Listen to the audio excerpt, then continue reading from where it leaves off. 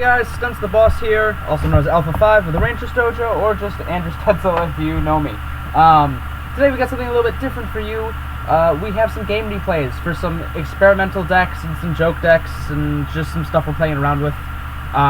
Here in the dojo, me and Sean, White Ranger, got online and just played a couple of games, and we decided to record it so I could talk over a little bit. So something a little bit different.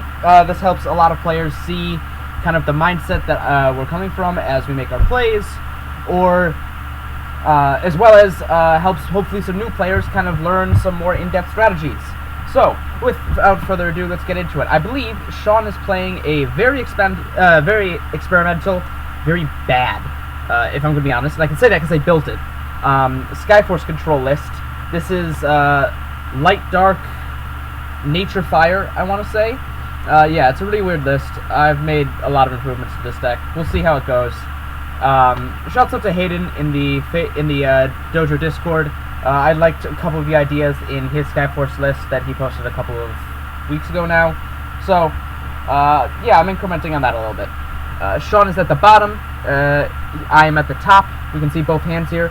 I am playing a Fire, Water, Nature, Megabugs list, because Arachnomech is super cool and kind of busted, and people don't realize that. I'll talk about that a little bit more. So without further ado, let's get into game one. Sean drew kind of like garbage, but the ratios are weird. So he just slaps a Terror Pit and mana, passes back to me. I say, cool, draw for turn, and what did I put in mana? I'm pretty sure I put the Splinter Claw in here.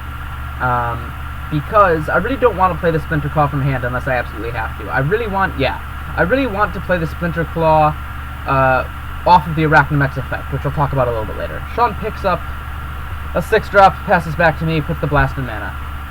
Pretty expected. I pick up a Finbar. Okay, now I have all 3 colors in hand. That's good to see. What did I put in mana next? I'm recording this a couple of days afterwards. Yeah, I wanted to unlock Fire, tap 2, drop my 2-drop. Yeah, that makes sense. Pass back. My deck is very much an aggro deck, while Sean's is a control. Sean throws a Bone Blades to mana, makes sense, keeps a variety, and slaps down the Iron Will tree just to get some kind of board presence, keep the aggro from going off. Passes back to me.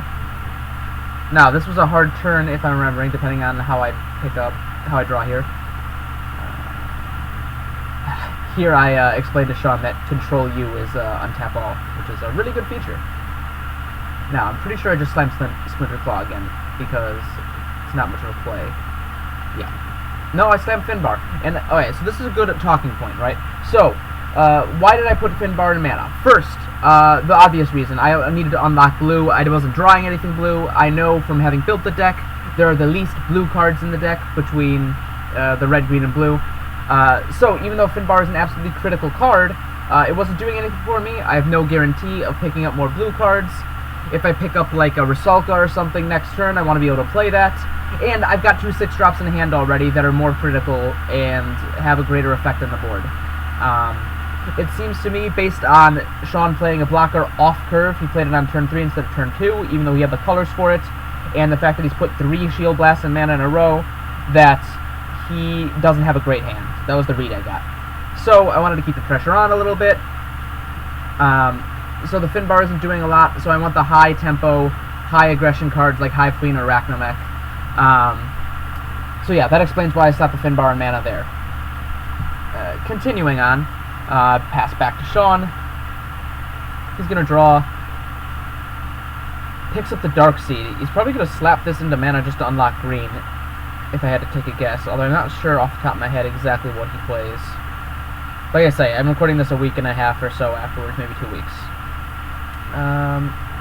Yeah, he slaps that into mana, unlocks green finally. He still has to unlock red, he hasn't picked up anything, but that's what happens when your deck is 51 cards, right? This is a very bad, very experimental version. Passes back to me, I draw for turn, pick up the 2nd turn up. That's really good. That's probably going to be my play, unless I really commit to something strange. Let's see here. What did I do? I remember deliberating about this a lot. I had a lot of tough mana decisions this game 1. They got a little bit easier as I went on. Wow, okay, so I put Hive Queen in mana. So, explaining why I did this, right? My opponent has shown me that he has no plays except for 1 blocker off curve 4 turns in a row. So this tells me that I'm going to, in about half a second, slap down the turnip to have even more tempo onto the board. Make sure I have enough bait for the Arachnamech that's going to come down. The Hive Queen isn't doing a whole lot because my opponent hasn't removed anything. Maybe I should have made the read that my opponent had removal in hand, but if my opponent's put this much removal in mana already, it's likely that more removal is either in deck or in shields. I really wanted to play for board here. I wanted to put another thing down that's bigger than his blocker immediately, and I wanted to start breaking some shields because I feel like I've kind of fallen behind. If control gets away with me not attacking for too long, then I can get away with it. Here I swing with the 1 turnip because there's really no risk to my turnips that really exists outside of some crazy Shield Blast creature that I can hit. Sean picks up a major AO from shields. That's a really good pickup for him if he can get some red. I pass back to Sean.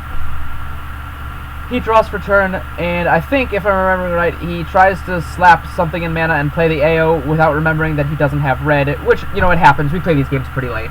He'd just gotten off work. So then he's probably going to play it down. I'm going to tell him he doesn't have red mana, and he's going to pick it back up. And then after that, I think he's going to play the tree. Again, yeah, he's going to put the tree in mana. And then, I'm sorry, I don't have playback controls as nice as I'd like. Yeah, he tries to play the AO. I tell him he doesn't have red mana. He goes, oh shoot, you didn't see that. He pulls it back real quick. And then, I'm not sure if he passes back or if I let him take the tree back. Yeah, he just passes back. Alright, so now I'm going to untap.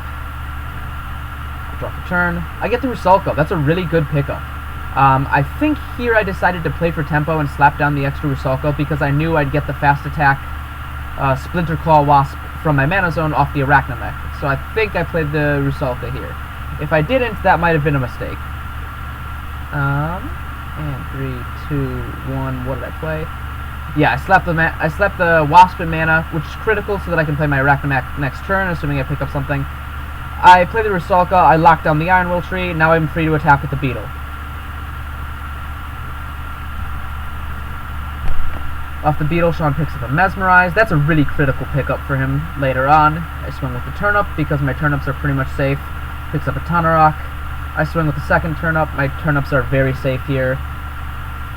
What does he pick up off the shield? He picks off a Rothos. Now, for those of you who aren't aware, a lot of people haven't played the Vortex cards. Rothos is really cool. It's basically a barrage on a stick.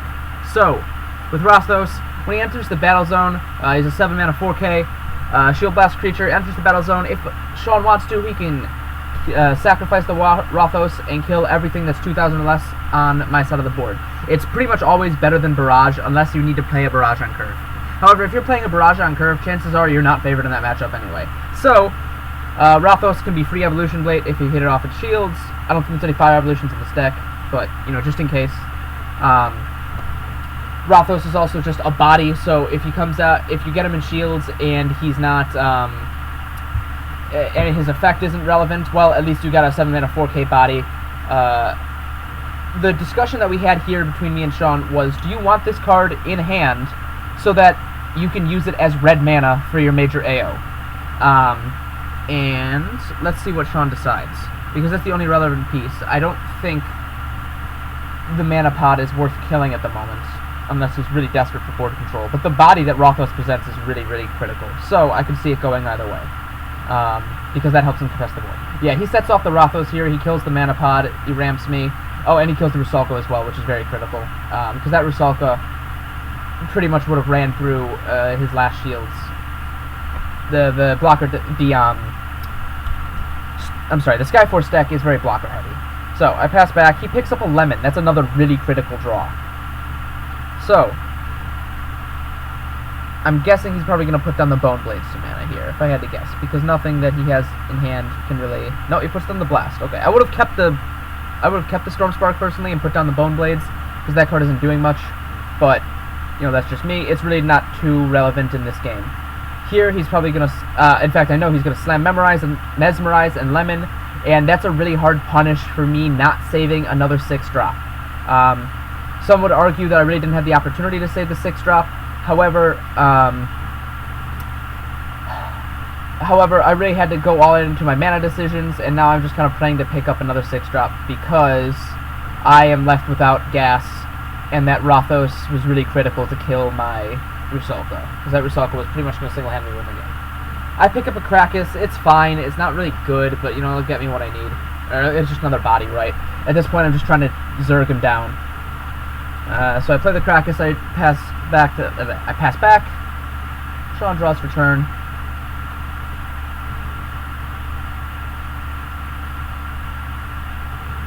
Here he stalls for a long while, as we can tell at the bottom of the page. I'm going to skip ahead a little bit. He does a lot of thinking. I think we were talking about how critical the Arachnomech discard was. He taps 6, so he doesn't play mana this turn, which is another really interesting decision. The Strategist plus AO is an incredible combination, because it basically always gives you something to kill. Oh, I guess only here does he decide to draw for turn. Let me go back and see. Ah, yes, okay, so we were just sitting and talking this entire time. I apologize. That was I misspoke. So here he'll finally untap and start his turn. He'll draw for turn. Drawing for turn, Sean picks up the Terror Pit, and then his turn will go off. I apologize. Ignore what I said. Yeah, so he'll untap, draw for turn, he picks up the Terror Pit. At this point, it's critical to understand that Sean still doesn't have red mana, so the AO is not going great for him. Like I say, I'm not sure if he just drew really bad, because Sean always draws really bad in playtesting. I feel bad. But at this, or I just really messed up the ratios in this deck. It's possible that both happened.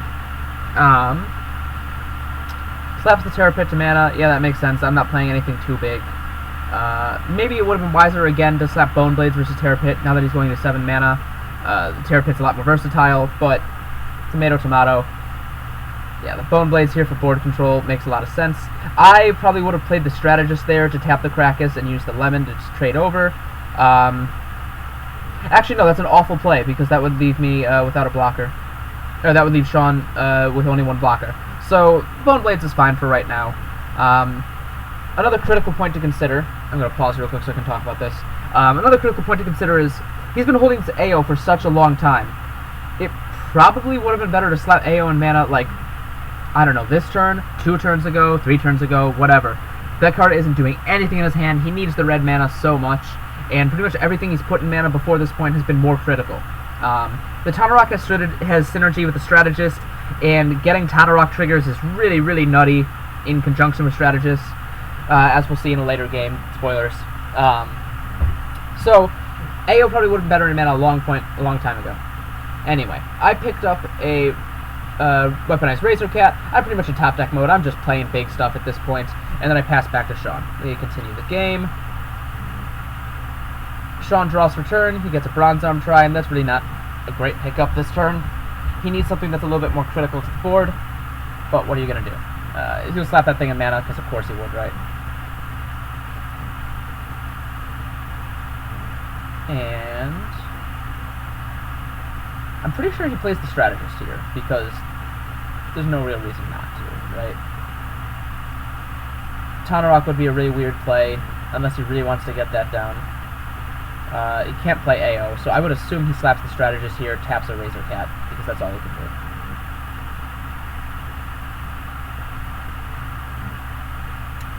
God, I hate dead air. Okay. Yeah, he taps 6, 7. Okay, so he slaps the Tanarok first. That, I guess there's an argument to be made for that, because now he can trade over the Razor Cat, but it's so non-proactive, and ideally you'd have Strategist first, so that if you pick up any red mana, if he's held the AO this long, he's really banking out a critical turn. If you pick up the red mana, you want AO to trade over things, right? So, I don't know. I pick up another Razor Cap, I'm top decking, exciting. I didn't swing with the Razor Cap because I don't have a Protector or Blocker, and I don't want the Tanarok to get a free trigger if I'm not swinging for game. So I'll probably swing with the Razor Cat, with both Razor Cats next turn, ideally. He slams 1 AO. Finally, he picks up another red card, gets the second AO, which is critical just as a blocker, right? He really needs this blocking body. A lot of people don't remember that AO blocks essentially twice per turn if it kills 1 weenie in its first block, no matter whose turn it is. So, AO is essentially 2 blockers here. That's really good. Sean really looks like he's stabilized at this point. I'm really hoping to draw some kind of evolution creature. I run, I think, 3 Hive Queens and 3 Arachnomechs, so with 1 of each in mana, this just feels bad. But here we're discussing, Sean's thinking, well, I've kind of stabilized, maybe I should attack, and I'm saying, oh, please, give me the cards. And then he decides, yeah, maybe that's not a great idea. So I'll untap, I'll draw for turn. I pick up Reinforce. That's a really good top deck, but I think it's a turn too late. So I'm going to tap 5. For those of you who aren't aware, Reinforce says look at the top 3 cards of your deck, reveal any number of creatures and put them in hand. So it's kind of like a Broodmother spell, except Broodmother comes on a body. I also play Broodmother in this deck, don't worry. But this lets you dig another card deeper. And in a deck like this, it really lets you just get a little bit deeper. It's a great Shield Blast to have, whereas Broodmother is not a Shield Blast. And pretty much everything in the deck, minus, I want to say 6 to 8 cards, are creatures anyway, so it hits way more often than it fails. So I show the Razor Cat and the Vectron card, and I pass back. Sean picks up a Muktak. That card's stupid good. That's such a good card. Oh my word. Especially that late in the game. He's going to play the Strategist first, makes perfect sense. Strategist is going to tap a cat, and then he's almost definitely going to play the Muktak. I wouldn't see why he wouldn't. Yeah, but at this point, Sean's pretty much definitely stabilized. Yeah, 3, here comes the Muktak. Now the AO can kill 1 and untap for essentially free. Or maybe he wants the Tanarok trigger. I could see both sides. I think Tanarok's a really, really good one here. Let's see here. There was a lot of sitting and thinking this match, but, you know, that's what you do when we're talking and it's late at night, right? Yeah, Tanarok attacks here. The Clash goes off before the attack resolves, obviously. So we both flip a card. What card is flipped? Skip ahead a tiny bit. I reveal Drillstorm. He reveals an Absolute Incineration. So for those of you who aren't aware, because Tanarok is a Vortex card, or Toronok, I guess, it doesn't actually matter. I think Tanarok is a Legend of Korra character. Toronok basically says Clash. Clash means reveal the top card of the deck. Player with the highest mana cost card wins the Clash. Toronok says if it is a spell or creature, if it is a if you reveal a non-evolution creature or a spell, instead of putting that card on the bottom of your deck, you can play it for free. So the fact that he revealed Absolute Incineration here is absolutely nutty. Absolute Incineration lets him kill both of my Razor Cats, because Absolute Incineration kills a 9,000, a 6,000, and then all 3,000s on my side of the board. He kills this is a 9,000, he kills this is the 6,000, and then he kills both of the turnips. He wipes my board for free. The Tanarok attack fizzles because it triggers a replay similar to in Yu-Gi-Oh!, but no big deal. That's really the least of his concerns. He wipes my board for free off this attack. Toronok does a lot of stuff here, and it really just rewards kind of greedy decks. It was the kind of made build around this deck. So, continuing the game, I'm explaining how this resolves, and that the fact that obviously, if it says all cards 3,000 or less, Incineration does not target, so it kills both turnips to get around their hexproof. Skip ahead a little bit, some things die. Yeah, he accidentally hit Control U to untap all, that's fine. Skip ahead. This stuff's dead. He says, okay, I'll probably wait another turn or two to start hitting me. Then we'll pass back to him. Yeah. I'm sorry. I'm trying to skip ahead a little bit, but it's a little bit finicky in the dragon system. So yeah, so I pick up a Brood Mama. This thing isn't doing anything. I'm pretty much done with it. Oh, he swung with the AO. Okay, so this is an interesting attack. So, Sean's swing with the AO is pretty much free. It would be... I'm trying to think of what I'd even have to hit for that to be relevant. I would have to hit a Technoraptor, or... Yeah, I think Technoraptor is just my only Steel Blast creature, and then I'd have to have... Blaze Helix in hand to kill all of these blockers, and that's the only way I'm even still in this game. Critical to note, by the way, before I forget, Sean missed a Muktak trigger. He could have ramped a card and then put a card from his mana zone to the top of his, back into his hand, or a creature from mana zone to the top of his hand. None of these cards are really relevant. I guess Johnny Darkseid for the body, or if he really wanted another Iron Will Tree, that'd be fine. It's critical that he doesn't take AO and put it back in the hand if he doesn't miss that Nuktak trigger, because that would lose him the red mana and he wouldn't actually be able to play the AO. So, that's a point of clarification there. So yeah, I think the swing with AO is kind of safe, a little bit risky, but from what I've shown him is in my deck, it's probably fine.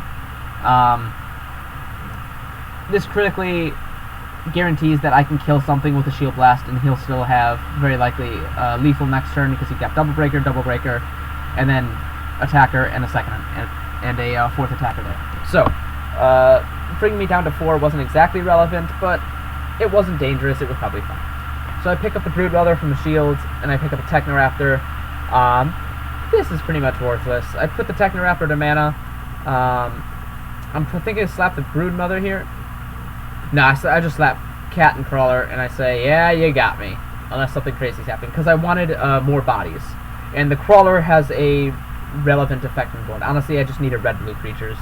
I thought about Flamespitter versus Crawler. I thought it was a little bit too aggro rush versus kind of...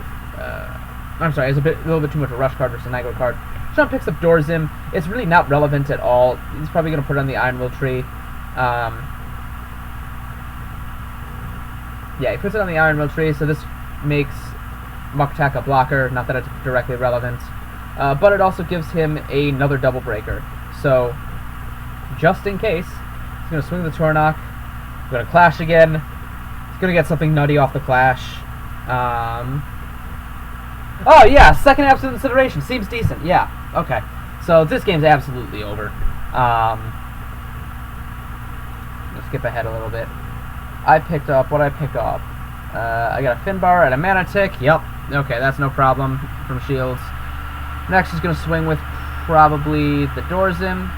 Oh, it's also worth pointing out that Sean missed a Strategist trigger. He could have tapped one of my dudes, but it doesn't matter. Like, I was dead on board by a mile anyway. I get a Cricket. Ooh, exciting. Not relevant at all. And what's the last card? Yeah, it's another Crawler. Okay. He's got me. We go to game 2. I'll be right back with game 2. Give me just a second. Alright, we're back with game 2, and I'm going first this time. Critically, I think I've drawn a lot better. I think, if I'm remembering right, I've got plenty of 5 cards in this deck, so the fact that I didn't pick up any turn 1 isn't directly relevant. But I've got cards to play, and I've got something to do from turn 2, 3, 4, and 5. So I've got a pretty decent curve here. Chances are I slap the Reinforcing mana, because that's not going to do a lot, and if I'm taking time to draw for tempo, or if I'm taking time to draw, then I'm losing tempo, and I want to be playing cards, right? I should be doing something else on 5 that's directly aggressive, so to speak, or just something to maintain board position, keep my opponent on the back foot. That's how an aggro deck works. Even if it's just playing something that's off curve, I just need bodies, especially because I have a Vortex Illusion. So it's very likely I play the Reinforced mana here, and then pass back to Sean. Sean hasn't drawn his opening hand. He's going to remember to in just a second. It's not a super big deal. I think he either ran to the bathroom or just we were talking or something. Wow, I took a long time on this. I think I was planning many turns ahead here. I was really thinking about, hey, so if I do this turn, then what do I put in mana next turn? What do I put in mana next turn? So on and so forth. What are my good draws? What are my worst case scenario draws? Stuff like that, right? That's typically how you have to play these matchups, especially in game 2 when you know that when you know how your opponent's deck more or less runs and what they're playing, what you have to play around. Jesus, come on, me. Oh, I paused the video for that's embarrassing. Whoops, no one saw that. Yeah, so I slapped the Reinforced. Sean draws his opening hand. Whoops, no one saw that. Oh my word, I am so sorry. Alright, Sean's picked up a lot of light and some green, but more importantly, he'll actually be able to play a blocker on turn 2, so good for him, he's got a curve play. Puts the Bronze Arm Tribe down, makes sense. He doesn't even have green mana, unlocks one of his smaller colors. Alright, so here I slap the Crickented mana, because it's really important that I'm playing on curve, and Mana Pod is obviously more relevant on the board than Crickent is. Sean is going to play a Dorzim to mana, and then he's going to slap down an Iron Tree, easy, and then he's going to pass back to me. The Terror Pit's a good pickup here, because it helps him unlock black. I'm going to draw for turn. I untap, draw for turn. I pick up a Technoraptor. That's good, I've got red. So now I really need to play something to mana. It's probably going to be this Wasp, right? Yeah. Makes perfect sense. And I'm going to slap down a Turnip. Same as last game, pretty much, exactly, except the Iron Will Tree was on curve this time. Sean draws for turn. He picks up a second Bronze Herb Shrine. Good for him. Now he can actually play it. Terror Pit goes to mana, unlocks black. Makes sense. He's going to tap 2, and he's going to play the second Iron Will Tree. Easy peasy, nothing complex right now. It's critical to note that I've only played green cards in mana so far. I pick up the Broodmother here, and that makes this turn really awful. I'm pretty sure I'm going to play the Technoraptor to mana, because I want to do something else. Yeah, I want to play the Broodmother on 5. That's pretty important here, because I need to pick up an evolution creature. Plus the Protector on Broodmother lets me justify swinging with Turnip against a lot of stuff. Pass back to Sean. He untaps, picks up a Bone Blade. That's a really good card. But he's going to put it in mana. Makes sense, I guess. The Ramper's really important right now. He needs to get ahead of me, especially while I have, as it seems, a kind of mediocre turn. Missing 4 is really critical for an aggro deck. Sean ramps the third Bronze Iron Tribe off of the second one. Gang's all here. Kind of funny. Passes back to me. I draw for turn. Pick up a Krakus. That's not a great play. I'm pretty sure I put the Krakus in mana, but I can easily see myself putting the Rusalka in mana here. No, I put the Krakus in mana. I think I decided the Rusalka would be critical in later turns, kind of keeping control of the board. I'll stop the Broodmother. Broodmother's really, really critical for this deck. It's such a good card. I think I play 2 Broodmother, 1 Reinforce. I might have to just go to 3 Broodmother. I don't have many Shield Blasts, but if this deck is on the back foot anyway, chances are it's losing, so... I have an Arachnamech and a Mana Pod. That's an incredible pickup for me, because I have cards that I can put to mana and then play next turn, and then I can just start going with the Arachnamech. That's so good. Sean picks up an Incineration and adores him. The Incineration is a super good pickup for him, not because he can play it for actually its effect, but he can just, unlock red mana and keep himself ramping. So he's going to go 5, and he's going to play Adores Him to contest my board, which is really good. And then he's not going to swing with it because it's critical. He also makes Bronze Herb Tribe a blocker, which is also directly relevant. Here, he's not going to attack because that would be nonsensical, and he's going to pass back to me. Absolutely should not give me more cards in this situation. Yeah, so there's the pass back. I'm going to untap, I'm going to draw for turn. Pick up Hive Queen. That's another incredible pickup. I think I deliberated on this for a long time. I decided, what do I want? And I said, I don't think the Arachnamech alone gets me here, so I'm probably going to put Rusalka in mana because I don't have blue to actually play it. I'm going to play out one of the evolution creatures, and I'm just going to start going in. I think Arachnamech contests the board a lot better. Okay, so here, that's very interesting. I stopped the Mana Pod in mana, and here's why I do this, right? If I pick up, I'm going to... I'm at 6 mana now. How should I phrase this? Alright, so I'm at 6 mana. I don't think the evolution bait is going to be immediately necessary, because if I play Hive Queen, I'm almost definitely going to grab a new evolution creature, and if I play Arachnamech, then I'm going to pull a Splitter Claw Wasp out, and I'm going to grab another creature. So no matter what, I've got evolution bait. That way, later on, if I pick up something for the Rusalka, if I pick up blue mana for the Rusalka, then it becomes directly relevant, and can neutralize the Dorzim, which is kind of a pain in my side, or it could...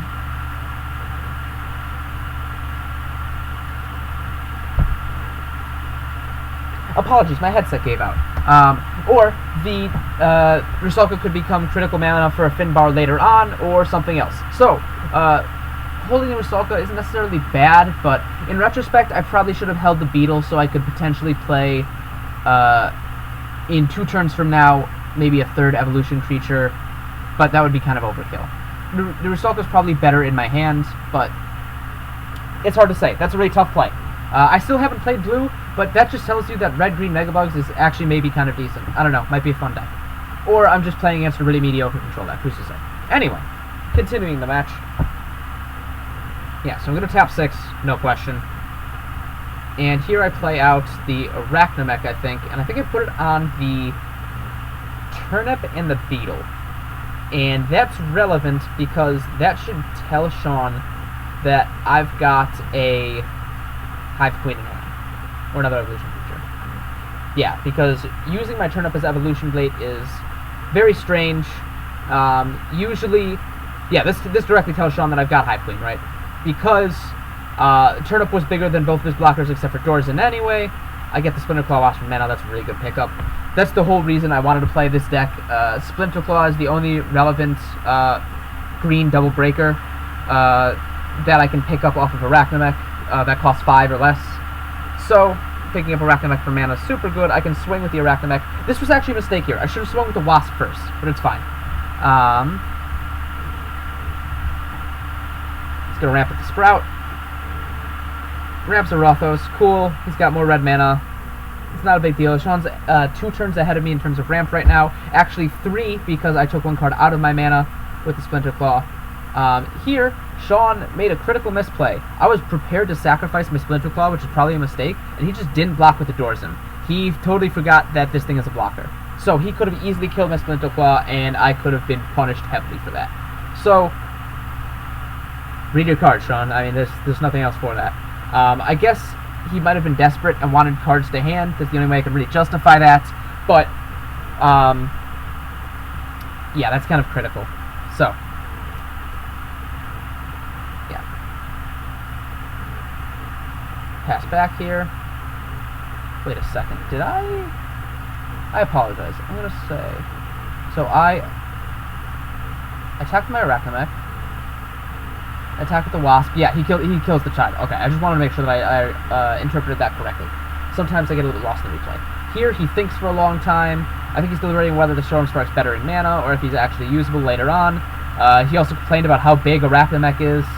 Vortex Evolution's power to mana cost is just a crazy ratio, but you have to justify the loss in tempo you have from losing 2 creatures, right? So, he's deliberating a little bit more. I'm pretty sure he plays the AO here. He just needs another body to contest the board, right?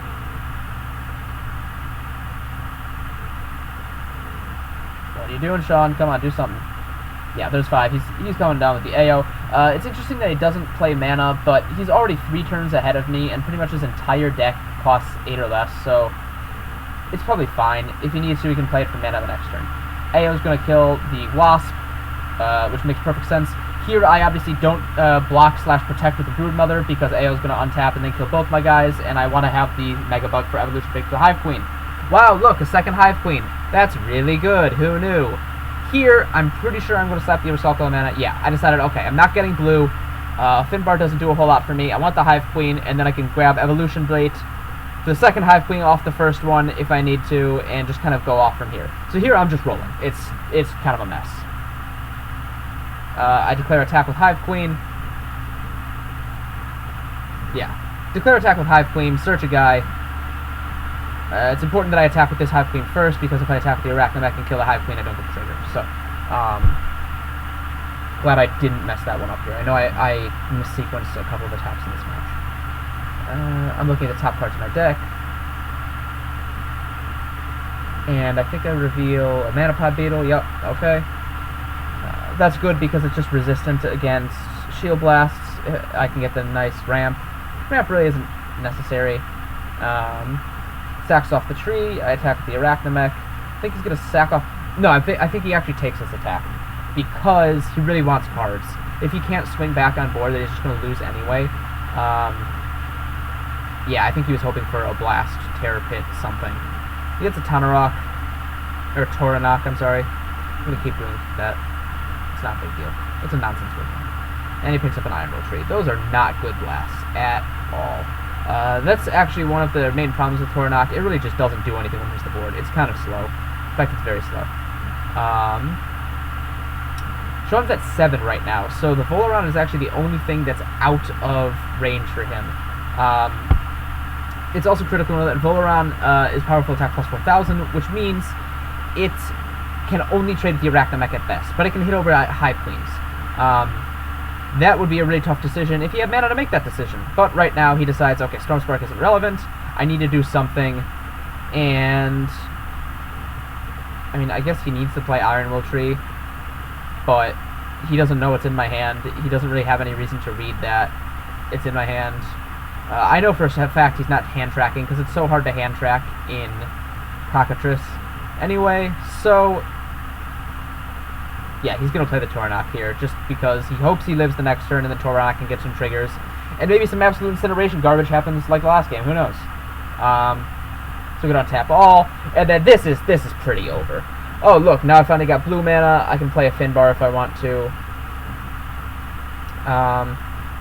Finbar is a critical top deck. It would have been great to see it like 3 turns ago, but yeah. So I play out the Finbar here. So if I don't win this turn, I'm pretty much reloaded anyway. I think we're going to swing with Hive Queen first. At least I should. Otherwise, it's probably a misplay. In fact, it's almost definitely a misplay if I don't swing with Hive Queen first. Let's get the trigger. Bounce the doors in instead of the AO because it costs more mana to resummon the doors in, and that just keeps relevant things off. Yeah, swing with the Hive Queen. Draw off the Finbar first. I'm looking at the top cards of my deck right now, so I get both triggers. Get the mana tick. Look at the next top cards in my deck. When this deck wins, it really snowballs hard, which is very valuable. And from here, it's kind of a foregone conclusion. Like, I win this turn, no question. I believe he leaves at the Shield Blast. Yeah, I reveal a tick, so so I get a second tick. I put it in my hand off the first tick. Very cool, Kanye. He blocks with the AO here. I actually would have preferred to see him see the blast first, just because if the blast saves him, then he's up 1 creature. Let's say the blast is a Storm Spark or something, then that major AO can be used to fight for the board. And if the blast isn't a Storm Spark, then you just lose anyway, right? So it would have been better to just take that hit there. But no big deal, that's really kind of irrelevant. I swing with the Mana Pod next, get another Finbar trigger. So this is an important point. The reason I swing with the Mana Pod first is because I know he plays things like Rothos and what else does he play? I play the Drill Storm. I forget what else he plays off the top of my deck, but there's a couple of things in his deck that directly answers Mana Pod but can't answer Arachnamech.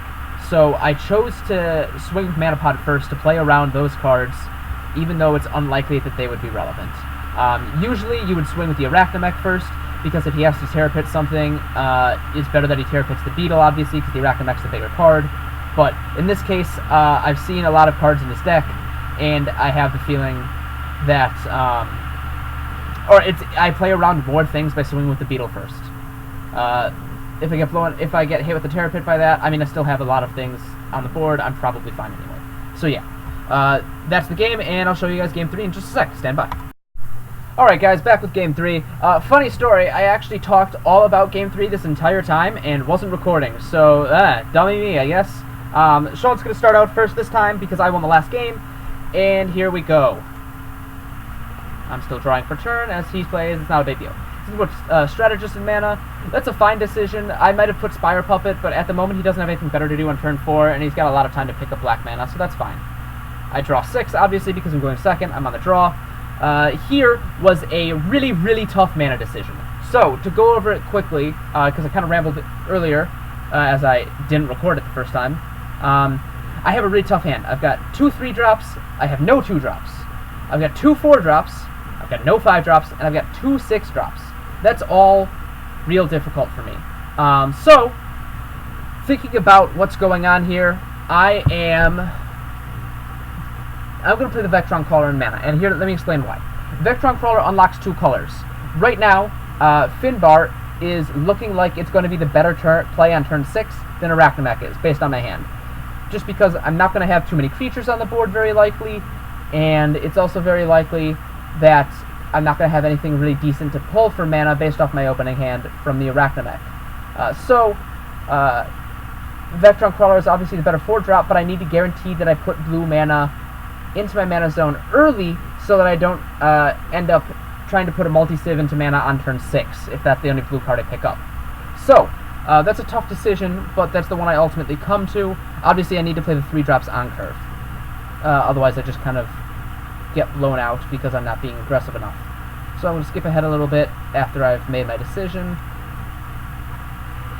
And here we go. Yeah, Vectron Crawler to mana. Obviously it comes in tap, not that it's relevant, and I'll pass back.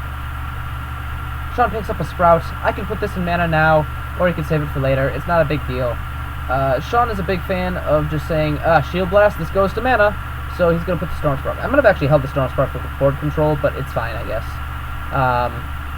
I probably would have put the Tornok in mana, just because that's a late game card, and I'm not sure if it's going to be directly relevant right now. It's done cool things in the past. I think he kind of latched on to how cool it was game 1 with the double incinerations, but that's maybe not it. So I picked up Pouncing Cricket. That's an incredible draw. I needed a 2-drop. Here I put the Mana Tick in mana because the Krakus has shown that in this matchup, my opponent has a ton of blockers in his deck, and the Krakus is going to be really good, and if he does play the Iron Will tree, I want the Krakus to be able to contest it on board.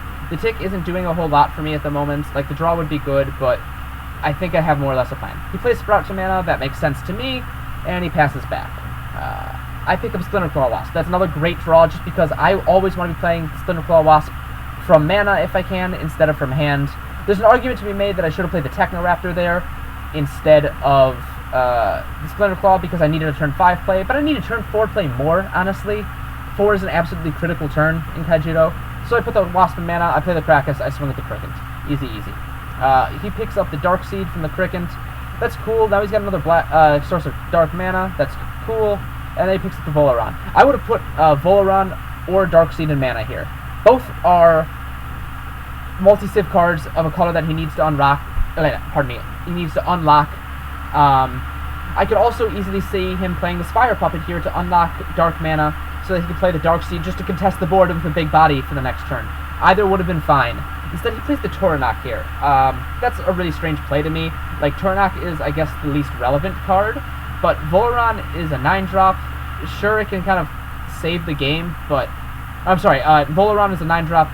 Sure, it can save the game, but if he doesn't get to 9, then it doesn't matter. So I would have preferred seeing Dark Seed, Spire Puppet, or Volaron in mana instead of Tornok. Here I pick up a Mana Tick from the top deck. So, even though I'm playing slightly off grid, I'd rather have a 1000 body when my opponent has shown that he doesn't have anything in hand, versus than a vanilla 2000 and pick up a draw. I pick up a Broodmother off the Mana Tick. That's also absolutely nutty because that guarantees me a 5-drop that will almost guarantee me. It's very, very likely that it gets me another card or 2 in hand for the Arachnamech.